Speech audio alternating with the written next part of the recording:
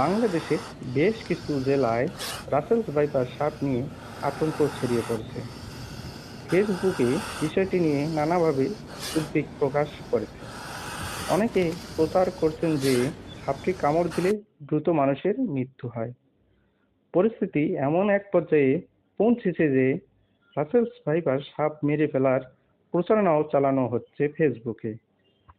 এমন অবস্থায় ফরিদপুরের একজন রাজনীতিবিদ প্রকাশ্যে ঘোষণা দিয়েছেন যে রাসেলস ভাইপার সাপ মারতে পারলে 50,000 টাকা পুরস্কার দেয়া হবে।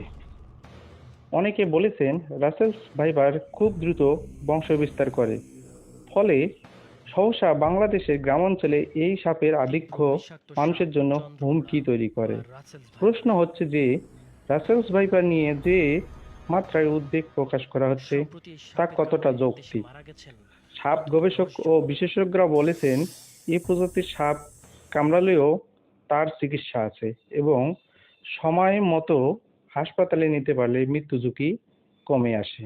বিশেষজ্ঞরা আরো বলেছেন যে রাসেলস অনেকেই ভাইপার সাপে সাপের কামড়ালে লম্বা দাঁত ওঝার কাছে যান, এতে সময় নষ্ট হয় এবং মৃত্যু ঘটে।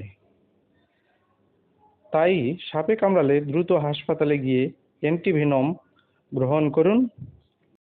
যদি ভিডিওটি ভালো লেগে থাকে তাহলে আপনি শেয়ার করে দিন আপনার বন্ধু বান্ধবদের সচেতন করার জন্য।